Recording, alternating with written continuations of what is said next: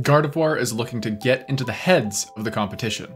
Confusion is a bolt that does damage and slows enemies. And Teleport teleports you. At level 5, Psyshock is 3 attacks that pound into one area. Every time you hit with this move, your other cooldown is reduced by 15%. Future Sight sets a circle on the ground that will explode after a short time. Hitting an enemy Pokemon, not a wild Pokemon, will reduce this cooldown by 75%, and this goes to 100% once you hit level 11. At level 7, you can choose Psychic, which sends out a Psychic Shock that hits something and then puts a pool of gunk on the ground. The initial hit does damage and slows enemies, and then the pool does damage and reduces enemies' special defense. Other level 7 option is Moonblast, where Gardevoir does the moonwalk and sends forth a projectile. This projectile is going to stun and do damage to the first enemy hit, and then splash damage comes out from the point of impact. Gardevoir's boosted attack simply does more damage, hits everything in an area, and then lowers their special defense. And passively, whenever you are dealt with a movement speed slow or a damage over time effect, when you hit that enemy, you are going to slow them instead. Gardevoir's Unite move is a black hole. You place a giant black hole on the ground, pulls everything towards the center, and does damage. Personally, I like to play the artillery cannon style of Gardevoir. I'm picking up Future Sight and Moonblast. I like the instant gratification of hitting an enemy Pokemon with Future Sight. This move does a lot of damage and it rewards you for playing well. You are going to have an incredibly high damage output so long as you consistently hit enemy Pokemon to reset the cooldown. And the reason I opt into Moonblast is it's a good way for me to set up for Future Sight or to peel away the Absol that wants to eat me. In the early game, Ralts is incredibly squishy, but somehow can play aggressive. Teleport is a great way for you to reposition, plus the slow that exists on Confusion is actually kinda nasty. And on top of that, Confusion is incredibly good at securing enemy wild Pokemon for yourself. Your goal as Gardevoir should be to hit level 13 before the final fight at the big objective. Farming is important for all Pokemon, but for Gardevoir at level 13, your Moonblast is going to gain a shield that basically is for 20% of your HP.